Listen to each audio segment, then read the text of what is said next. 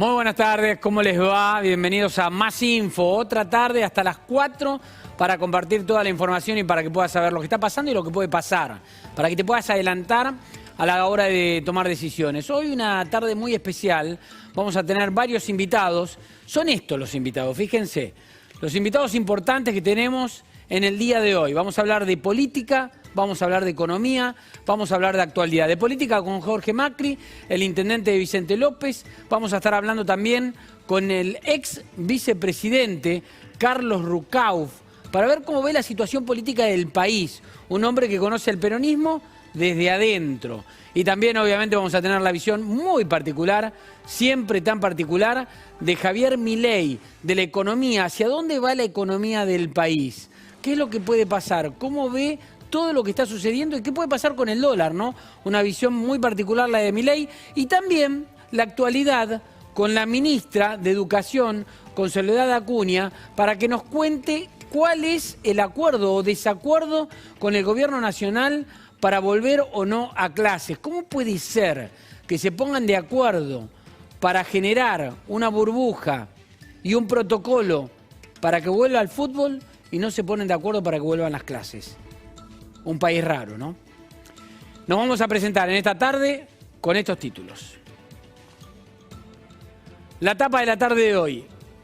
Sin acuerdo con regreso a clases. Nos va a contar Soledad Acuña qué es lo que se proponen con el gobierno nacional y cómo salir de esta pausa de casi 7 meses sin clases. El camino del dólar. En un informe muy particular y especial te vamos a mostrar cómo llega el dólar a la Argentina. Pero cómo lo trasladan, cómo viene, cómo llegan los dólares al Banco Central. Vuelos suspendidos, otra desilusión más. Empezaban en septiembre, se suspendieron. Empezaban en octubre, ya se sabe que se suspendieron también. Y no hay fecha de regreso.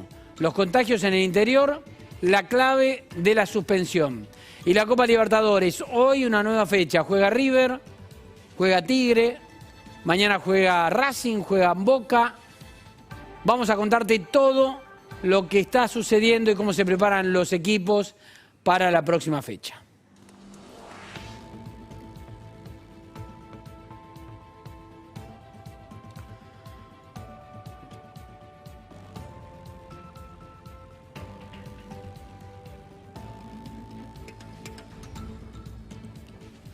Bueno, y a ver, de todos estos invitados, vamos a empezar a hablar con cada uno de ellos, está ahora Jorge Macri, en línea, el intendente de Vicente López. Jorge, ¿qué tal? Buenas tardes.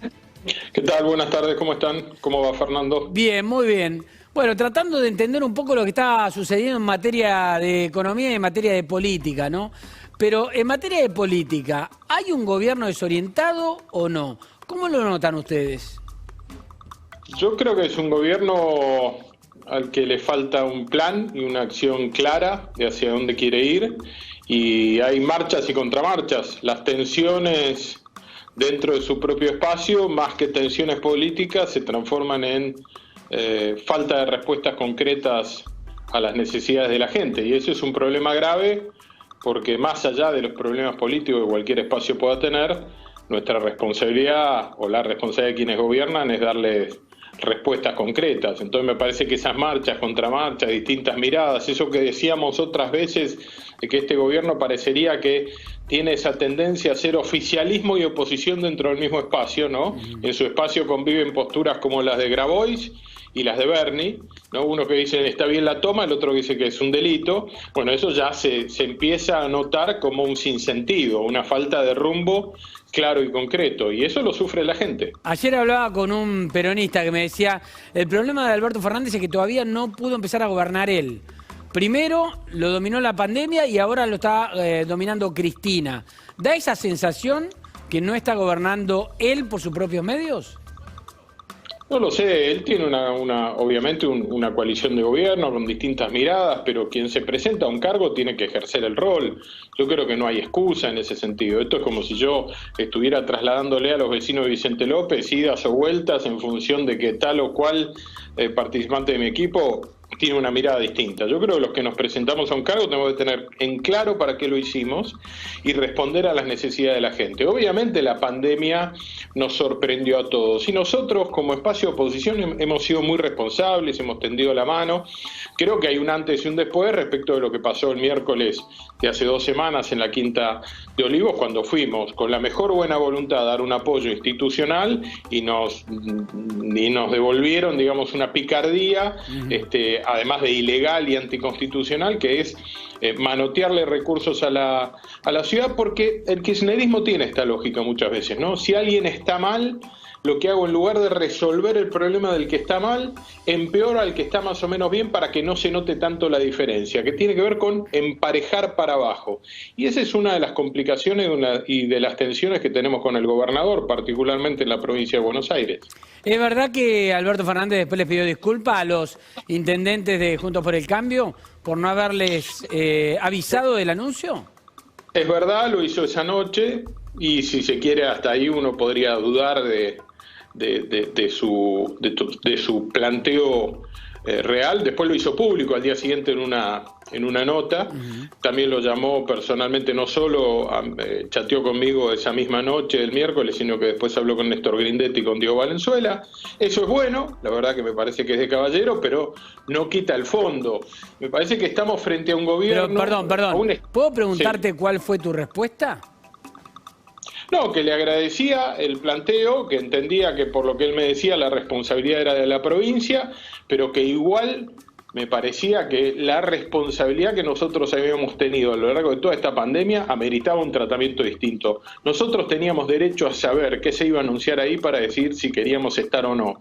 Porque si nos hubiéramos levantado en el medio de ese anuncio hubiera sido un escándalo, ¿no? Y no es lo que queremos generar, hubiera sido un muy mal mensaje a los policías que se manifestaban afuera, pero me parece que el kirchnerismo tiene que entender que el fin no justifica los medios. Yo coincido con que esta provincia necesita más recursos, Fernando, lo sabemos todos. Los recursos que recibe la provincia de Buenos Aires son escasos y de hecho nuestro gobierno en la provincia de Buenos Aires logró recuperar 5 puntos de participación, no 1 como se intenta recuperar ahora, 5.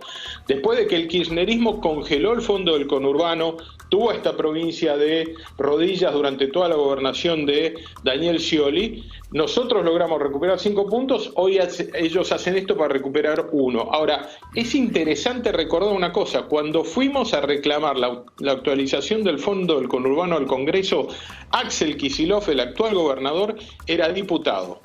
¿Sabés cómo votó en contra de esa actualización? En contra. O sea, ¿cómo votó? En contra. Entonces, me parece que no hay coherencia en la mirada política. Hoy sienten que la provincia merece más recursos, pero en su momento votaron en contra de que los consiga. Esta bisagra, este antes y después, tras este episodio,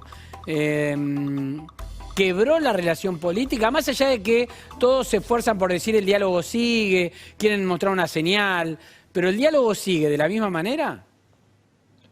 No, no sigue de la misma manera, porque cuando uno rompe una confianza, después hace falta mucho tiempo para recuperarlo. Quedan cicatrices, quedan resabios de la desconfianza, ¿no? Uno gana confianza con mucho esfuerzo, pero se pierde en un solo hecho. Bueno, creo que hay que tratar de recuperar la confianza porque los problemas de la Argentina son muy profundos, las necesidades de la Argentina nos convocan a todos.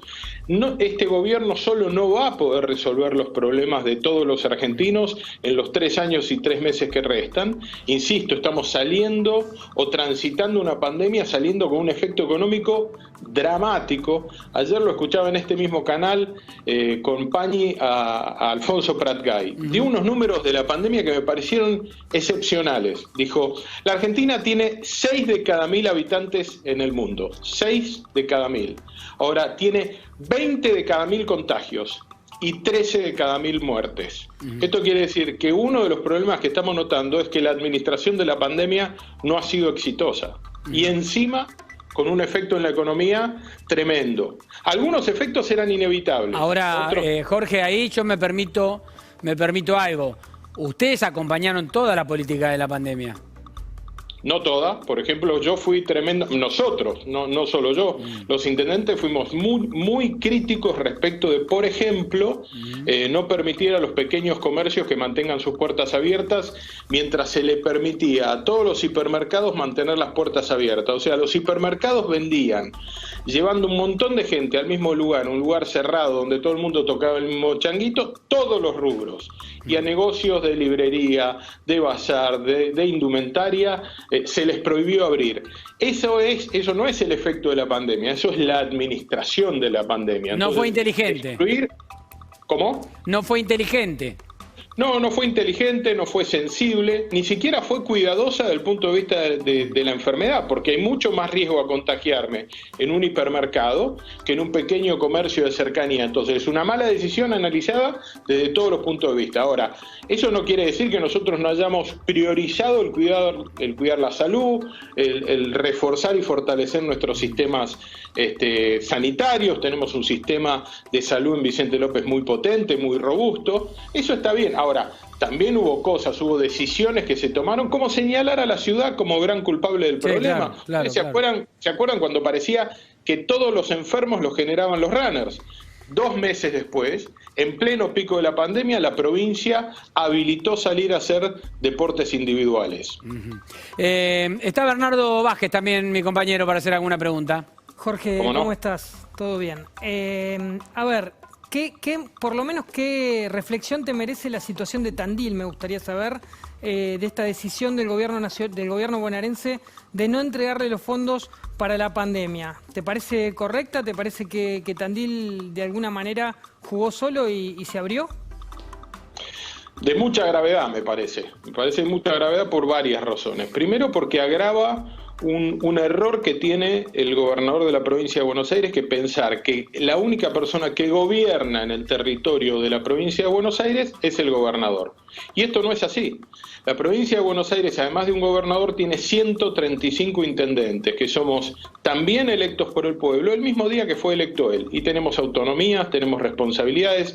De hecho, hay un montón de cosas que si la provincia quisiera definirlas en nuestros municipios, no lo puede hacer sin nosotros, porque existimos, somos un poder constitucional. Segundo, me parece gravísimo que para, tratar de llevar la política adelante se utilice la caja como una forma de quebrar la voluntad y la autonomía, no del intendente de Tandil, de cualquiera.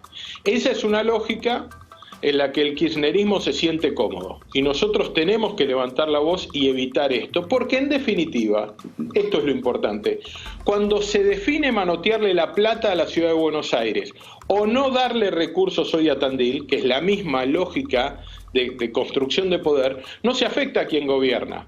Se afecta a quien vive en ese lugar. Esta medida no afecta a Lungui, afecta a miles de familias en Tandil que viven del turismo, de la gastronomía, de prestarle servicios. Tandil es una ciudad turística relevante, importante en el centro de la provincia. Entonces, ¿qué se piensan? ¿Que se la van a complicar a Lungui? No, al revés, se la complican a la gente que trabaja de esto. Entonces, me parece que esa concepción de poder, donde si no coincidís conmigo, te aplico el poder de la caja y de los recursos, es algo que ya la Argentina no tolera más. Ahora, Jorge, por lo menos nosotros, fuerza política, no lo vamos a hacer. Este tipo de cosas así tan francas, dichas de esta manera, ¿se lo plantean al propio gobernador o ni siquiera están pudiendo hablar con él? Bueno, nosotros ya hace 2 semanas que le pedimos, una semana larga, que le pedimos una reunión al gobernador y no hemos tenido respuesta. El foro de intendentes Juntos por el Cambio de la provincia de Buenos Aires, recuerdo que somos 59 intendentes, 4 de cada 10 bonaerenses viven en intendencias gobernadas por Juntos por el Cambio. Le hemos pedido una reunión para discutir esta y otras cosas, que tiene que ver cómo vamos hacia el futuro, cómo vamos a salir de esta emergencia, qué vamos a hacer con la educación. Ustedes en breve tienen acá participando a Soledad Acuña. Yo tengo una mirada similar a la que está planteando la ciudad. Tenemos que reconstruir lo vincular en la escuela, sobre todo en los 2 extremos. El chico que acaba de entrar a un ciclo, o sea, primer grado o primer año del secundario, y quien está terminando un ciclo, tiene que hacerlo recuperando el ámbito vincular, aprovechando los patios. Nosotros lo estamos preparando como protocolo acá en Vicente López para la escuela Paula Albarracín y el Dorrego, son 2 escuelas municipales, pero creo que tiene que ser generalizado, porque imagínense la realidad, más allá de la educación a distancia, más allá de lo curricular, imagínense la vida de un chico que acaba de entrar a una escuela que no conoce y hace 6 meses que está en un Zoom con chicos con los que no compartió un rato. O el que está terminando, los chicos que están terminando 6º año secundario, o que terminan el primario y pasan al secundario, o sea, cierran una etapa de su vida o recién la están abriendo. Necesitan generar un ámbito de vínculo. Y eso se puede hacer tranquilamente, aunque sea con esos extremos de la educación, el que empieza y el que está terminando, insisto, no para recuperar lo temático, lo duro de la educación, sino los aspectos vinculares y blandos. Sí, ahí lo que pasa es que hay un punto también, más allá que las decisiones, en definitiva, las termina tomando el Poder Ejecutivo, las termina tomando el gobernador, si se quiere, también en la esfera del Ejecutivo Provincial. ¿Qué es lo que pasa? Que a ver, la presión de los intendentes o las ideas que lleven no logran influir demasiado a la hora de la toma de decisiones. Digo, le han puesto neurona a cómo generar, por ejemplo, la burbuja para volver al fútbol y no hay una burbuja para volver a la educación. Es de locos. A ver, pinta en realidad el país que tenemos, ¿no? Yo creo que sí, creo que hay algunas prioridades que están completamente alteradas, pero bueno, nuestra responsabilidad es tratar de trabajar para revertir eso, para poner digamos, el caballo adelante del carro, ir ordenando esas prioridades. De nuevo, insisto, con un acuerdo con los gremios. Obviamente, si hay un maestro que es grupo de riesgo, no puede estar en ese hecho de recuperar ese vínculo. Se puede hacer al aire libre. Las chances de riesgo de contagio al aire libre ya aprendimos que son absolutamente remotas. Se puede aprovechar un Zoom grande, bien ventilado, se puede aprovechar un patio, pueden venir los profes que puedan venir en función y que quieran venir, porque si yo lo que necesito es atender 2 grados, un par de días a la semana, o sea, el que empieza y el que termina, un par de días a la semana, puedo armarlo. Mi sensación es que si hay prioridad y ganas de resolver este tema, así como hemos resuelto otros temas, deberíamos de poder empezarle a dar a los chicos y a las familias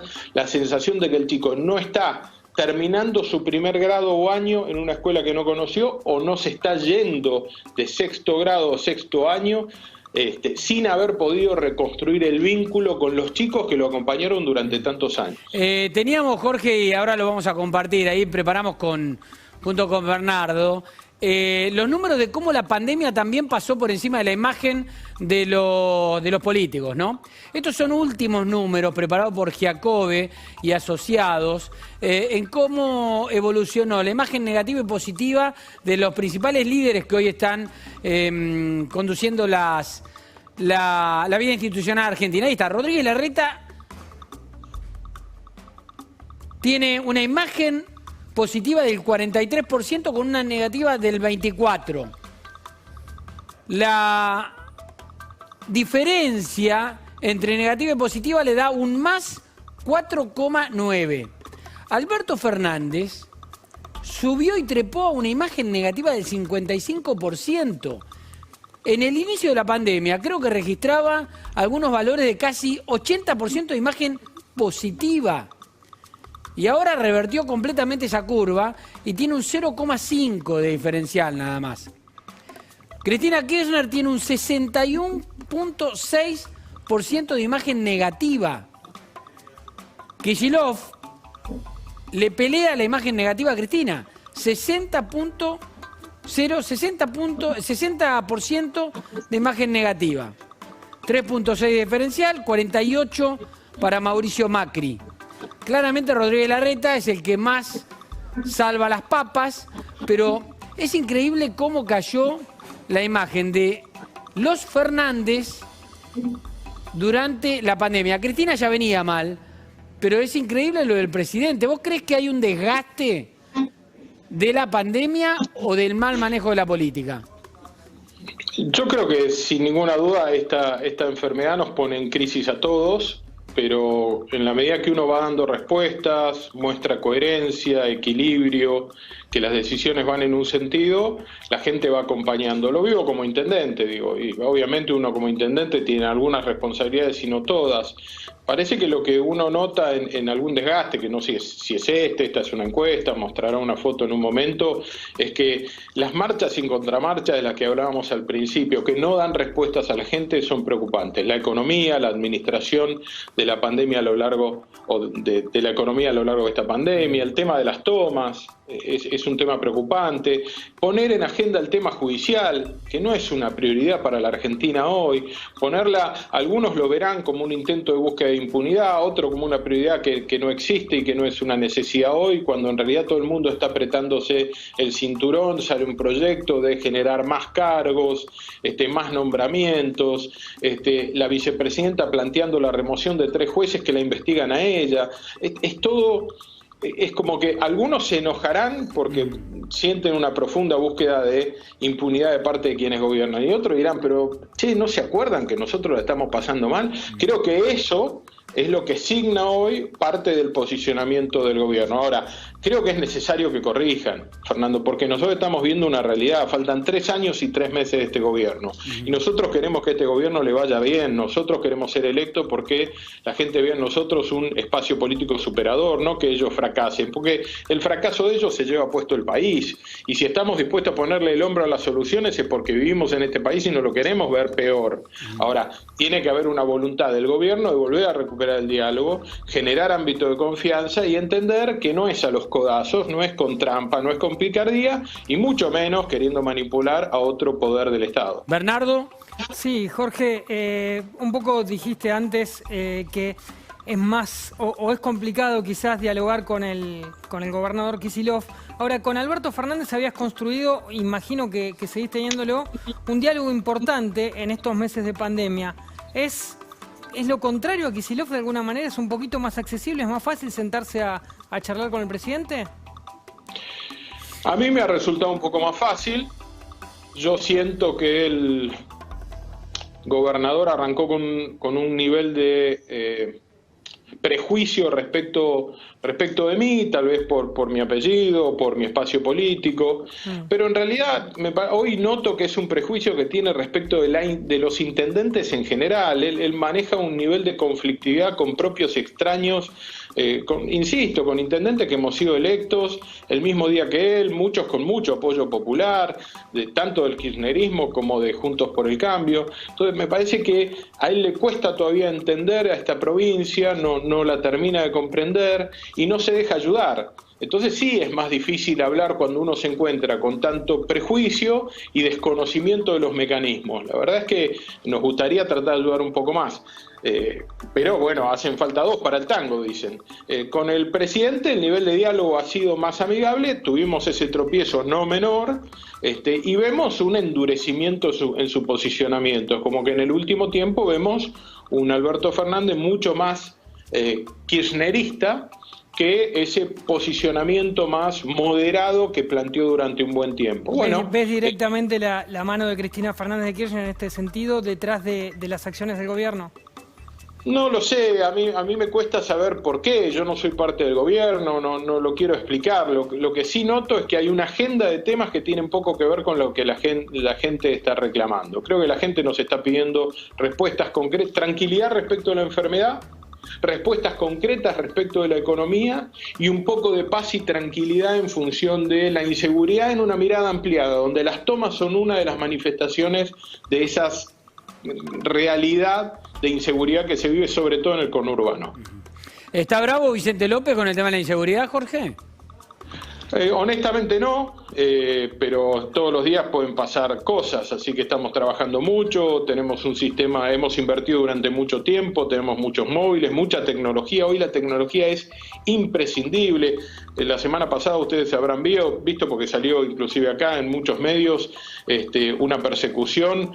Todo arranca, hemos desarticulado casi 1 o 2 bandas por mes con lectores de patente, o sea, tener una base de datos actualizada que nos permite escanear cada auto que ingresa empresa Vicente López con un anillo digital verdadero nos permite reaccionar rápido cuando hay operativo, cuando hay, digamos, búsqueda de autos que han participado en otros ilícitos, tener patrullaje las 24 horas, es fundamental. Trabajar en equipo no solo con la policía de la provincia, con la justicia, que la justicia nos ayude también a capacitar a la patrulla de Vicente López, que se construya confianza en el trabajo, y el vecino que avisa rápido. El vecino que nos llama rápido al 109, que es un número municipal de prevención, mucho más accesible desde el punto de vista de la cantidad de cosas que te pregunta, que el 911 te permite reaccionar rápido. Ahora, en general en el conurbano uno ve una situación preocupante entre bandas que se rearmaron de delincuentes que fueron liberados con la excusa de la pandemia y nuevos delincuentes sin antecedentes que son un emergente probablemente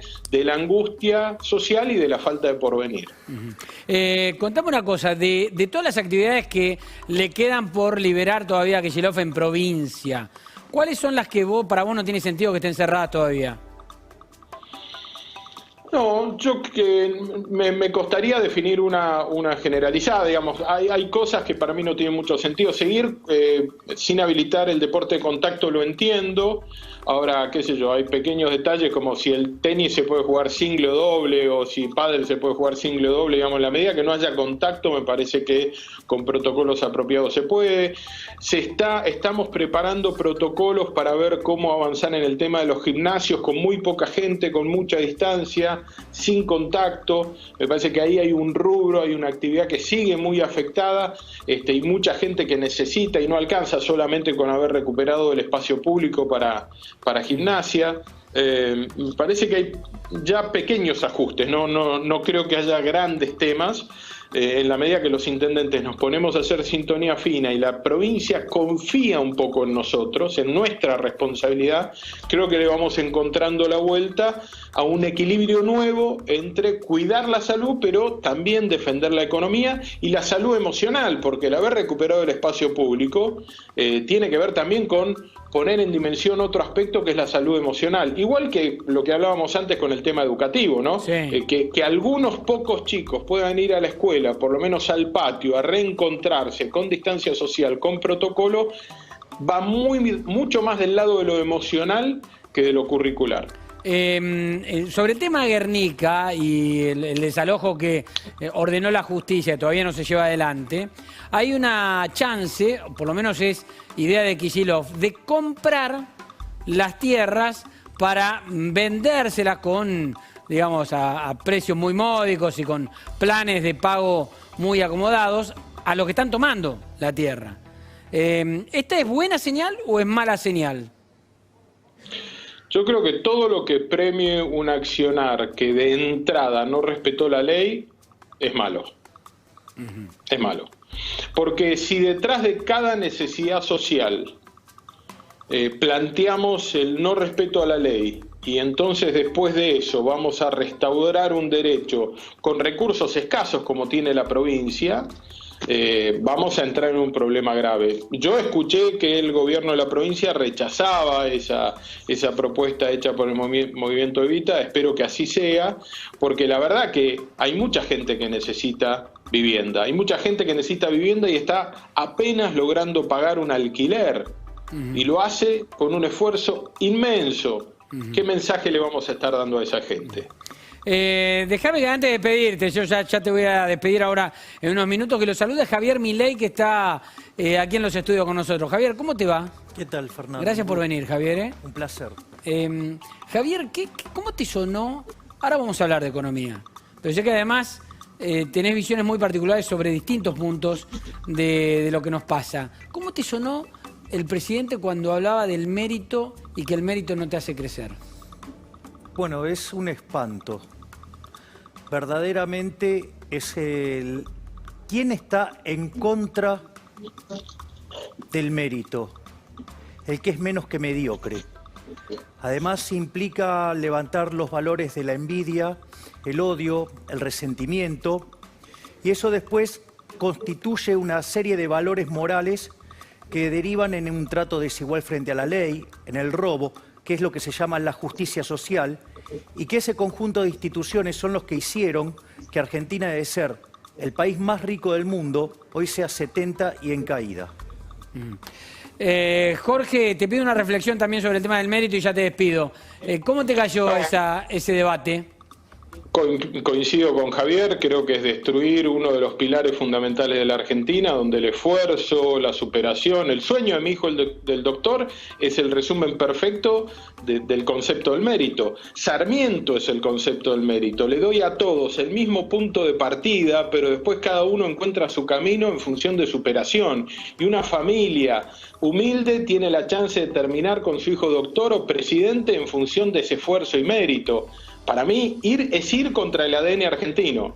No hablo de otros países, seguramente en otros países pasará, pero es atentar contra el ADN argentino. Yo decía, ahí no hay un cuestionamiento también para los que manejaron las finanzas del país, en definitiva los destinos políticos y económicos del país, teniendo en cuenta que cuando uno habla de igualdad de oportunidades, es lo que se genera como políticas desde el Estado con la plata que pagamos nuestros impuestos. Porque en definitiva, pagar nuestros impuestos es tratar de ayudar a aquel que no tiene nada o tiene menos que nosotros, para equiparar. Ahora, eso es de acuerdo a cómo se distribuye el gasto y las políticas para generar igualdad de condiciones que está en manos del Estado, ¿no? Y de quienes gobiernan. Por ejemplo, la escuela pública. Sin duda, y por eso te hablaba recién de la necesidad de volver al aula de alguna manera, o a clases, aunque no sea en el aula, sea en un espacio abierto, en el caso de la educación municipal en Vicente López. Sí. Pero además está claro que no todos nacemos con las mismas oportunidades. Hoy 5 cuadras de diferencia en el lugar donde una mamá da a luz un niño define mucho de las oportunidades de un chico. Ahora, lo que nosotros tenemos de dotar a esa familia es de la capacidad de impulsarse hacia arriba, no emparejar para abajo. Esto es como cuando empezaron a dibujar el INDEC, o si uno quiere inventar un metro patrón nuevo, para que todos sean altos, digamos que el metro mide 90 centímetros y todos ganamos 10. Es mentirnos, o sea, el mérito es parte de la naturaleza del ser humano, es la superación, es el salir a buscar, es el emprender, es el desarrollarse, y el Estado tiene un rol central. Hay 2 maneras de enfrentar el fracaso de estos 40 años de política pública. Uno es decir, no lo vamos a arreglar más, entonces emparejemos para abajo. Otro es ponernos en crisis profundamente, ver en qué lugar se dio respuesta del Estado y dónde se administra con cuidado. Yo estoy tranquilo en ese sentido respecto a lo que hacemos en Vicente López, cada uno tendrá su percepción, y no negar el problema que tenemos. Tenemos que poner al Estado al servicio de la gente y no al servicio de la política, y quitarle presión al emprendimiento privado. Que esta es la otra discusión con el kirchnerismo, esta lógica de pensar que el privado, el que emprende, el que desarrolla es el enemigo, es no entender el mundo en el que vivimos. Jorge, una última casi doméstica esta, ¿no? ¿Hablaste con Diego Santilli últimamente en el día, por ejemplo, o no? Hoy a la mañana, ayer a la tarde, hablo todo el tiempo. Porque creo que le dio positivo que está aislado. Me parece que lo está comunicando él en las redes.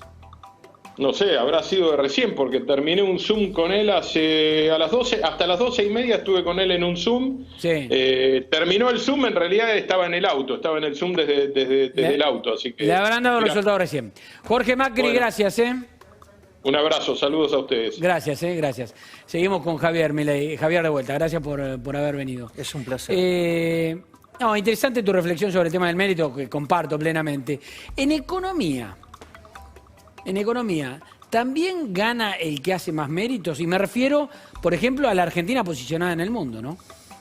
A ver, el punto es el siguiente. En un sistema capitalista vos solamente podés ser exitoso sirviendo al prójimo con bienes de mejor calidad a un mejor precio. Porque si vos no haces eso, la demanda te baja el martillo y vas a la quiebra. Es decir, lo que pasa es que justamente vos tenés que avanzar hacia la libertad. No por nada, aquellos países que son más libres son 9 veces más ricos que los reprimidos.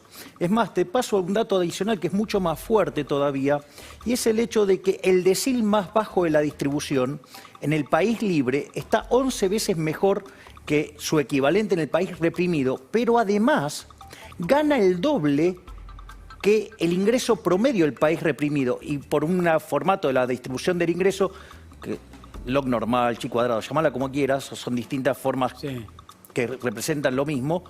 Lo que vos tenés es que entre el 70 y el 80% las personas tienen menos que el ingreso promedio. Por lo tanto, una persona que vive en un país libre ¿sí?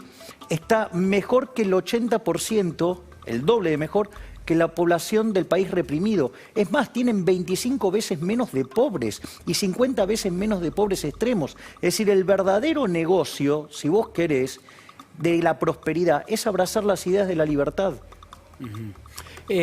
Javier, ¿cómo estás viendo lo que está pasando con el tema dólar, el tema inflación? ¿Cómo te ves llegando de acá a fin de año? Mira, el tema del dólar no es que el dólar sube. En realidad es que pierde poder adquisitivo el peso. Es decir, vos tenés una explosión de oferta de dinero, caída de la demanda de dinero y caída del nivel de actividad. Y todo eso constituye una situación donde el poder adquisitivo del dinero cae y todos los precios expresados en unidades monetarias suben y el dólar es un activo, es un precio más de la economía y como es un activo financiero sube primero. Pero si yo te digo, mira, Fernando, en lo que va del año se emitió 1,5 billones de pesos. Vos todavía no lo ves en la calle porque fue esterilizado con las... ¿Te acordás que este gobierno, digamos, criticaba al anterior por el tema de las LEVAX y la LELIQ? Bueno, el 70% de la emisión fue esterilizada vía LELIQs. Entonces, cuando vos mirás, hoy tenés 2.3 billones de base monetaria y tenés 2.5 billones de base monetaria y pases. Esto quiere decir que en un contexto de pánico financiero, vos estarías duplicando la cantidad de dinero en 28 días. Pero decime que es un pánico financiero. Que la persona empiece a ir a buscar sus depósitos digamos, al banco. Pensá que hoy, digamos, o sea, el propio gobierno está generando una situación de cuasi pánico porque como no tienen habilitado el sistema para vender dólares, la gente quiere los dólares y no puede ir a buscar dólares. O sea, con lo cual, digo, el propio gobierno hasta se plantea trabas. Pero quiero volver a la cuestión monetaria. Entonces, fíjate que vos en un lapso de 28 días podrías duplicar la cantidad de dinero. Además, quieren financiar obra pública con emisión monetaria. Quieren financiar capital de trabajo con emisión monetaria. Quieren financiar IFE con emisión monetaria. Quieren financiar asistencia a provincia con emisión monetaria. O sea, todo lo quieren arreglar con emisión monetaria. Una maquinita. Bien, entonces, explosión de oferta de dinero. Por otro lado, lo que vos tenés es que la demanda de dinero se está derrumbando. O sea, la gente no quiere tener los pesos. Una forma fácil de ver. Primer semestre del año. Argentina genera 8.000 millones de dólares de superávit comercial. Perdió 1.500 millones de dólares de reservas. Ok, ¿qué quiere decir? Que la gente está huyendo del peso. ¿Querés verlo de otra manera? En abril, 450.000 personas compraban los 200 dólares. En el mes de agosto, 5 millones compraron los 200 dólares. ¿Qué quiere decir? Que hay una huida del peso. Es decir, que hay presión sobre... Pero, a ver, ¿y qué hay que hacer ahora en donde vos tenés esta situación que estás describiendo claramente y por otro lado no tenés plata? O sea, porque... Están los que te dicen, no, pero tienen que permitir la venta de dólares. ¿Cómo 200 nada más? Tiene que ser más. Pero si no están los dólares. Bueno, ese es uno de los grandes problemas que va a tener que explicar los funcionarios de este gobierno, en especial la señora Cecilia Todesca, que dice que los precios vienen determinados por el tipo de cambio, igual que el señor Culfas. Porque te voy a pasar dos cosas para que te empieces a sentir incómodo con lo que viene en materia de inflación. Vos sabés que el tipo de cambio, antes de las PASO, ¿sabés cuánto era? ¿Te acordás? No me acuerdo. 40. Sí. Si hoy el tipo el dólar que podés comprar está en 140, 141, ¿sí? Es una devaluación del 250%. Quiere decir que subyacente a esto hay una inflación de 250%. Pero ahora te voy a pasar un dato todavía muchísimo peor. Cuando vos tomás los pasivos monetarios que tiene Argentina, que son 4,8 billones de pesos, las reservas netas son, ponele, siendo optimista, 2.000 millones de dólares. ¿Sabés cuánto es el ratio de conversión de eso? 1.400. ¿Me comprendés? Es decir, tenemos un descalabro monetario monstruoso. Es más, el gobierno que tanto festeja, que dice que la inflación viene baja, eso es mentira. Porque... ¿qué es lo que pasa? Suponete... Bueno, en teoría dio 2,7, ¿no? Sí, ok. Bueno, pero vamos a hacer esto. Vamos con este ejercicio. A ver. Hay un 40% del índice que está en cuarentenado. Sí. O sea, hay empresas que no operan porque están en cuarentena, por más que el gobierno frente al colosal fracaso sanitario lo niegue, ¿sí? Y quiera culpar a la gente de su error. vos tenés que entonces el 40% está en cuarentenado, o sea, hay precios de hace 6, 7 meses. O sea que cuando vos esto lo actualices, eso va a pegar un salto. Después tenés 30% del índice que está o controlado o pisado. Ejemplo, las tarifas están pisadas. Y hay otras cosas que están controladas. Ejemplo, los bienes de primera necesidad, por ejemplo, lo que tiene que ver con la higiene, con la limpieza y todo eso. Y el 30% restante es alimentos y bebidas. Te voy siguiendo. ¿Y a dónde vas?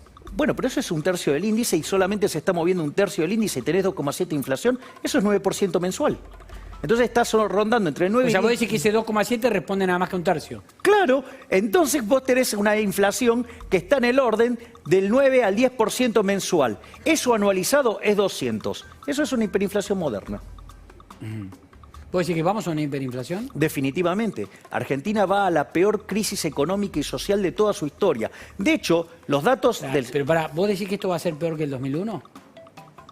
Peor que el 2002. En el 2002 la economía cayó 10,9%.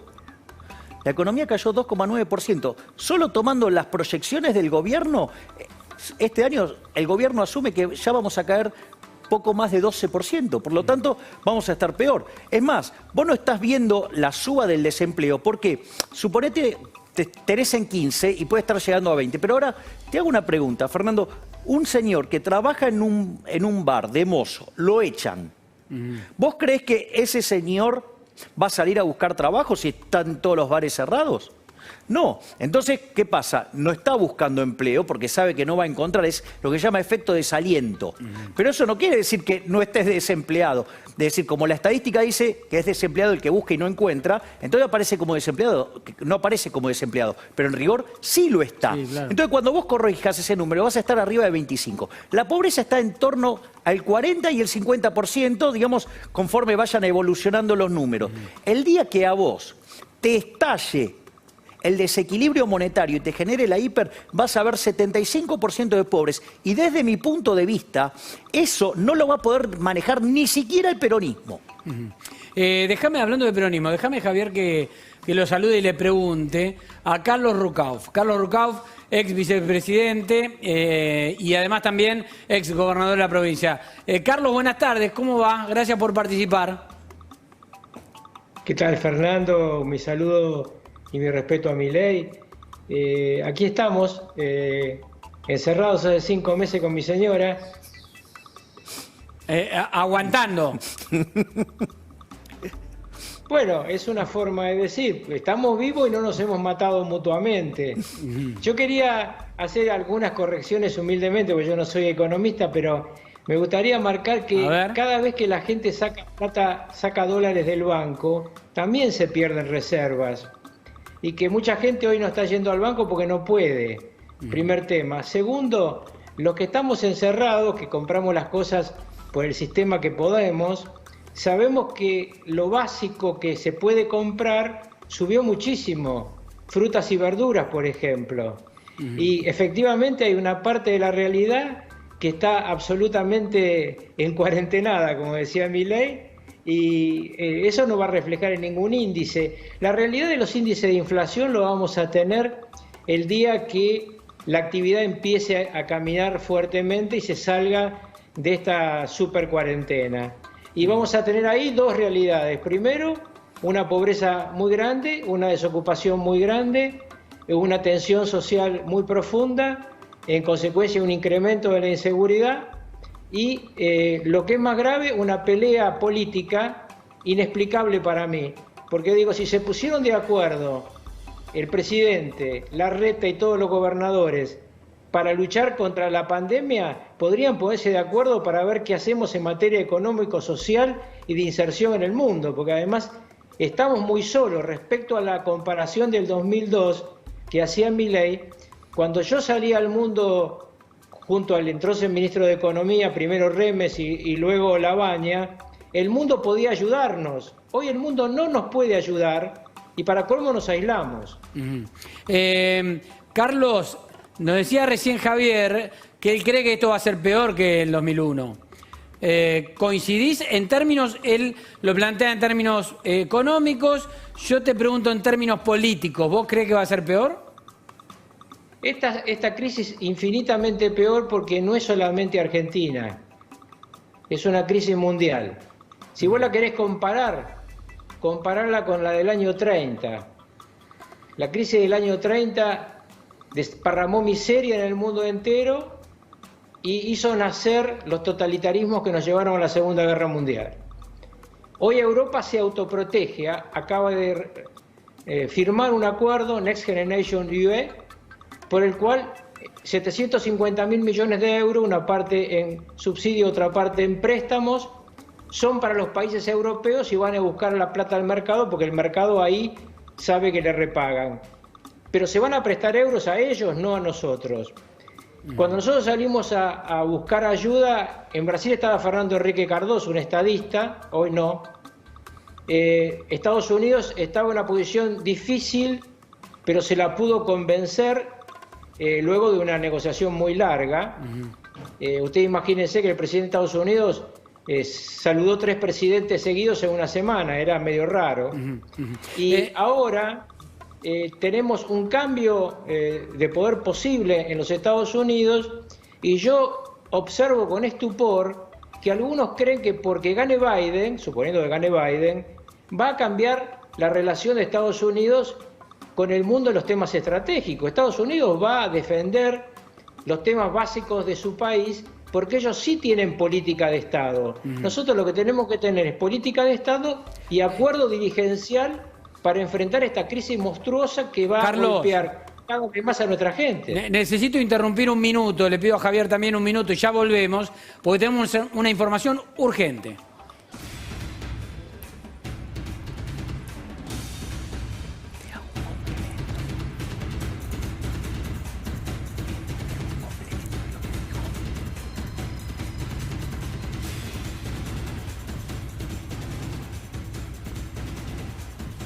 Bueno, atención, internaron al expresidente Mauricio Macri. Macri internado en un sanatorio de la ciudad de Buenos Aires. La primera información habla de un pólipo intestinal y sería sometido a un estudio en horas de la tarde de hoy para conocer el cuadro clínico más en detalle. La información habla entonces de la internación de Mauricio Macri, expresidente, en un sanatorio de la ciudad de Buenos Aires, según informan los médicos que lo atienden, por un pólipo en el intestino. Cuadro que será conocido con mayor detalle clínico después de un estudio que se le va a realizar esta tarde. Bueno, por supuesto, vamos en un rato, a medida que se vaya conociendo más información, a detallar esta internación de Mauricio Macri.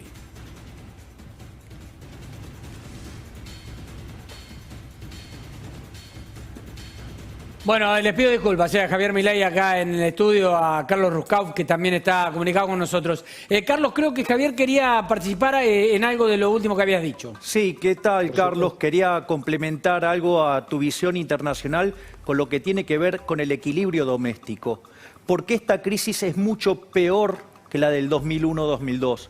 Básicamente por 2 cuestiones, al margen de lo internacional. Primero, porque te vas a encontrar con un desborde inflacionario y con altas chances de caer una hiperinflación, con lo cual podrías estar combinando lo del equilibrio del 89 con lo del 2002, digo, lo cual no es menor.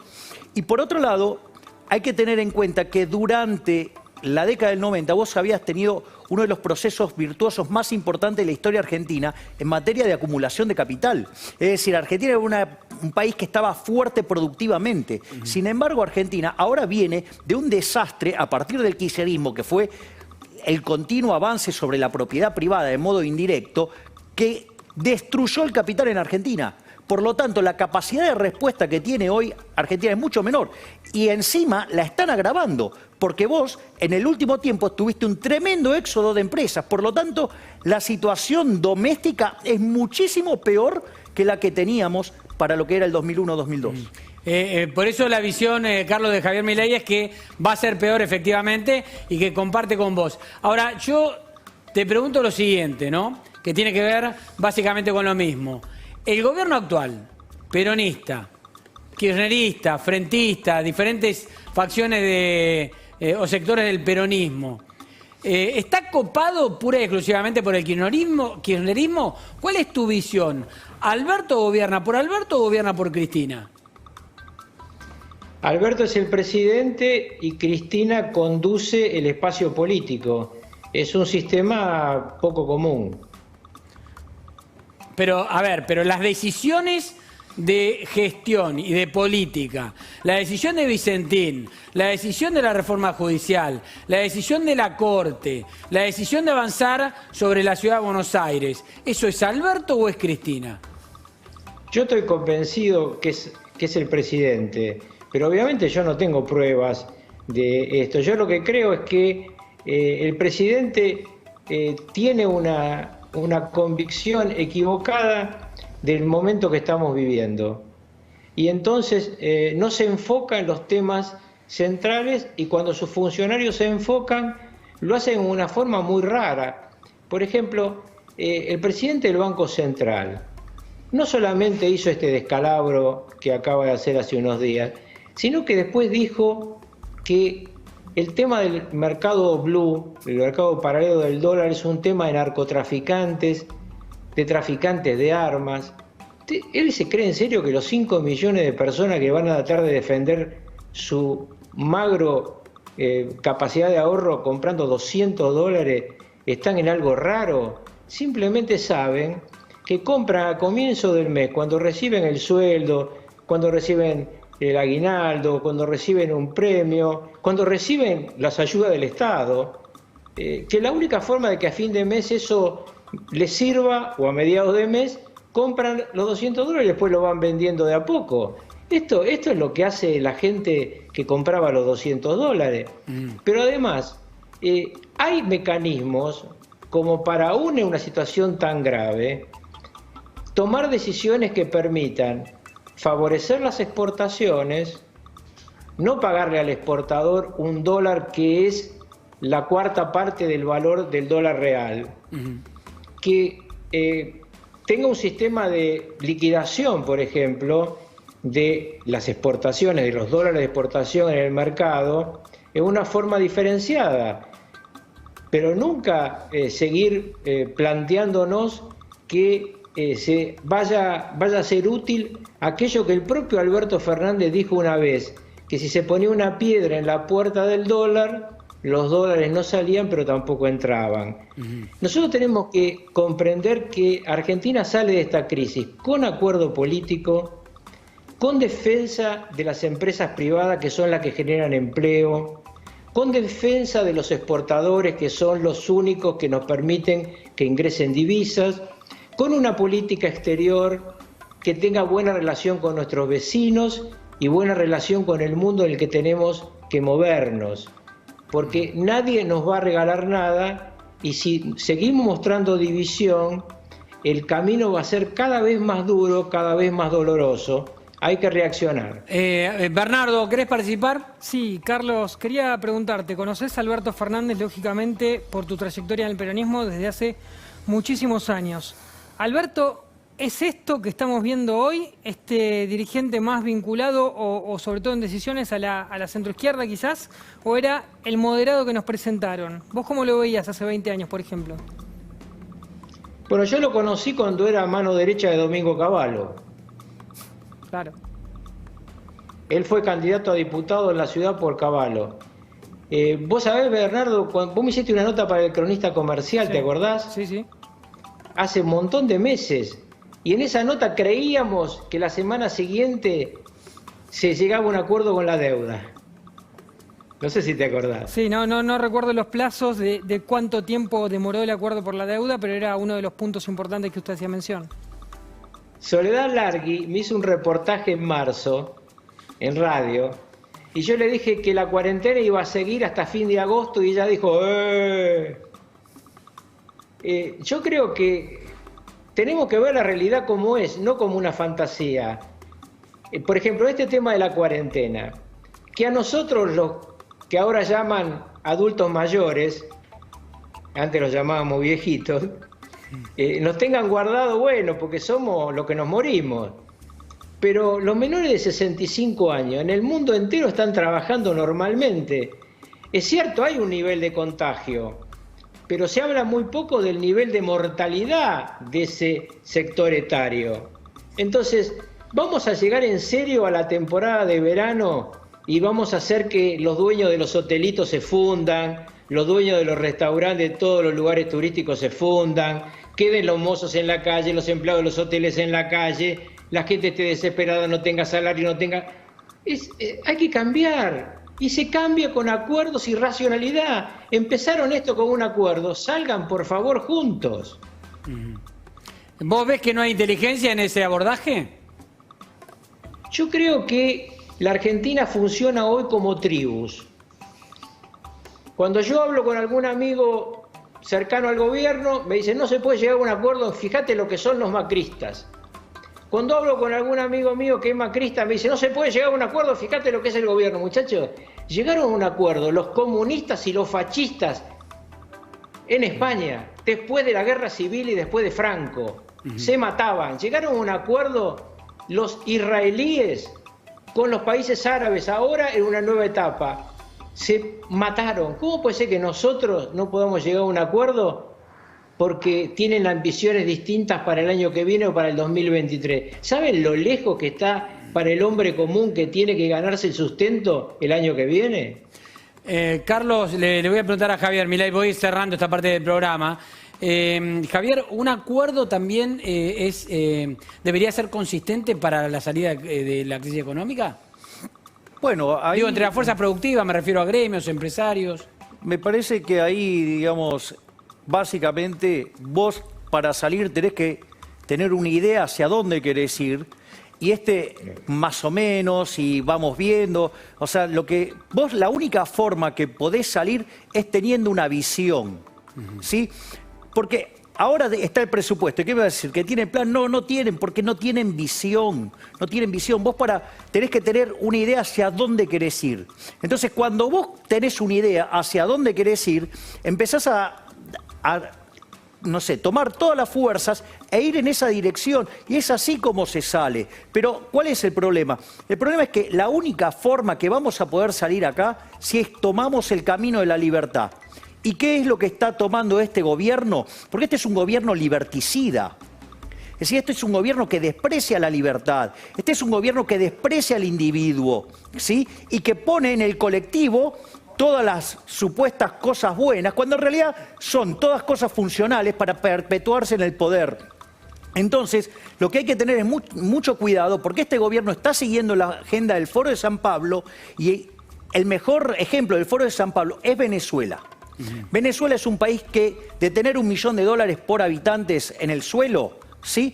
Hoy es un país que en los últimos 6 años cayó 70%, tiene una inflación que oscila entre el 4.000 y el 5.000%, el ingreso per cápita es de 72 centavos de dólar por día, tiene 96% de pobres, 80% de indigentes, pero eso sí, son todos iguales, salvos los de la casta. Ahora, te hago una pregunta, Javier. Se habla mucho de esto, de si nos vamos a parecer a Venezuela o no. Y después quiero también una reflexión de Rucauf sobre ese tema. Y ya cerramos, ¿no? Estoy medio apurado. ¿Vos crees realmente que podemos llegar a ser Venezuela? Porque todo el mundo dice, nunca vamos a ser Venezuela porque la sociedad es distinta. Este país no lo va a permitir. Fíjate los 7 banderazos, fíjate Vicentín cómo salieron ni bien, fíjate la reforma judicial, ponen el grito en el cielo. Esto no puede llegar a ser Venezuela. ¿Vos crees que sí podemos llegar a ser Venezuela? Mira, te paso algunos tips. Vos sabés que en Venezuela decían, no vamos a ser Cuba. Pregúntale a los venezolanos que viven acá, te están diciendo, esto nosotros ya lo vivimos. Tomá la agenda del Foro de San Pablo y vas a ver que Argentina es una etapa, digamos, de tres etapas, ¿sí? Donde la idea del Foro de San Pablo, que arrancó en 1990, era establecer la Unión Soviética Latinoamericana. Y Argentina, digamos, está en lo que es en la transición entre la fase 2 y la fase 3. El que más claro lo dejó esto, ¿sabes quién fue? El propio Alberto Fernández, en un conference call con Lula, cuando dijo que extraña a Chávez, a Bachelet, a Lagos, a Pepe Mujica, a Evo, a Correa, ¿sí? A Lugo, a Tabaré Vázquez. ¿Sabes qué? Todos esos salieron del Foro de San Pablo. Entonces, digo, no subestimemos eso. Y es más, te paso un libro que es muy interesante, que lo escribió un ex juez argentino, Ricardo Manuel Rojas, con una abogada venezolana, Andrea Rondón García, que se llama La supresión sistemática del derecho de propiedad como delito de lesa humanidad, y te explica todo lo que pasó en Venezuela. Y cuando vos mirás acá, es un calco. Y te digo más, la propia cuarentena impulsada por este gobierno de Alberto Fernández de Kirchner, ¿sí? Digamos, constituye un delito de lesa humanidad, porque acorde al Estatuto de Roma de 1998, artículo 7, inciso K, la supresión sistemática del derecho de propiedad te deja sin medio de subsistencia. Entonces, o te morís peleando contra el Estado, con lo cual eso es un asesinato, o alternativamente te convertís en un esclavo. Por lo tanto, digamos, esta cuarentena cavernícola que impulsa este gobierno, sí, además constituye un delito de lesa humanidad. Javier, gracias por la visita. Rucauf, 30 segundos nada más, Carlos, para decir si podemos o no ser Venezuela. No creo que vayamos para Venezuela, creo que el 90% de los argentinos tenemos una visión distinta, no nos vamos a dejar llevar por las narices si alguien lo intenta. Tampoco creo realmente que el gobierno intente ir para el lado de Venezuela. Creo que esa frase del presidente sobre sus recuerdos y sus deseos de algunos líderes latinoamericanos son todos muy distintos. No importa de dónde salen, no es lo mismo claramente para mí el gobierno de Evo Morales y su ministro de Economía que el gobierno de Maduro. Ni siquiera tiene que ver Maduro con Chávez, pero es muy largo de explicar. Yo lo que digo es, en la Argentina hay que trabajar todos para llegar a un acuerdo político, para que se trabaje junto oficialismo y oposición, y de ahí empezamos a salir. Si no nos juntamos, no es que vamos a llegar a Venezuela, pero vamos a llegar a una crisis económica y social mayúscula. Gracias, Carlos Rucauf, gracias por el contacto. Chao, hasta luego. Gracias, Javier, también. No, por favor, un placer. Ampliamos un poco la información sobre... A ver...